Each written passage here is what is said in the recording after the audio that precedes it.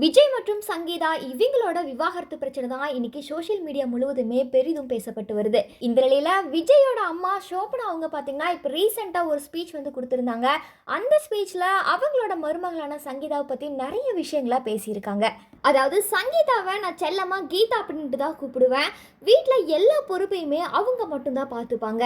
குழந்தைங்களை பார்த்துக்கிறது, விஜயை கவனிக்கிறது, குழந்தைங்களை ஸ்கூலுக்கு கூட்டிட்டு போயிட்டு வருவது, இந்த மாதிரி எல்லா வேலைங்களுமே அவங்க ரொம்ப பொறுப்பாகவே செய்வாங்க.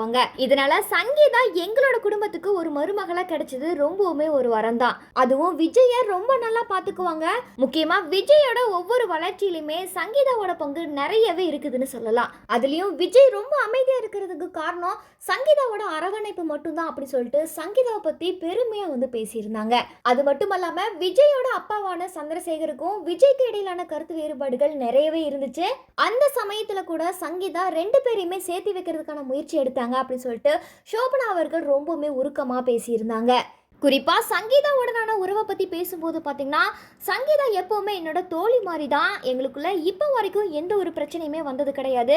அவங்க ஒரு டைப்பிக்கலான ஒரு ஹவுஸ் ஒய்ஃப் அப்படின்னு சொல்லிட்டு ஷோபனா சங்கீதாவை ரொம்பவுமே பாராட்டி பேசியிருக்காங்க. விஜயும் சங்கீதாவும் இந்த மாதிரி வாழ்ந்து வந்த நிலையில இப்ப 27 ஆண்டுகளான அவங்களோட திருமண வாழ்க்கைக்கு பிறகு செங்கல்பட்டு குடும்ப நல நீதிமன்றத்துல சங்கீதா அவங்க பாத்தீங்கன்னா விவாகரத்து கேட்டு மனு தாக்கல் செஞ்சிருக்காங்க.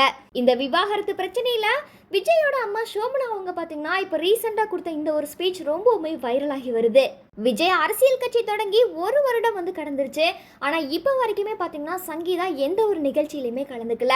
அதாவது விஜயோட பெற்றோர்கள் மட்டும்தான் இந்த நிகழ்ச்சியில எல்லாம் கலந்துக்கிட்டாங்க. அந்த சமயத்துல விஜய்க்கும் சங்கீதாவுக்கும் உள்ள உறவு பற்றி நிறைய வதந்திகள் பரவி வந்துச்சு. ஆனா அதையெல்லாம் தாண்டி இன்னைக்கு விஜயோட மனைவியே விவாகரத்து கேட்டு மனு தாக்கல் பண்ணிருக்காங்க. இந்த ஒரு விஷயத்துக்கு விஜய் இப்ப வரைக்குமே எந்த ஒரு பதிலும் கொடுக்கல.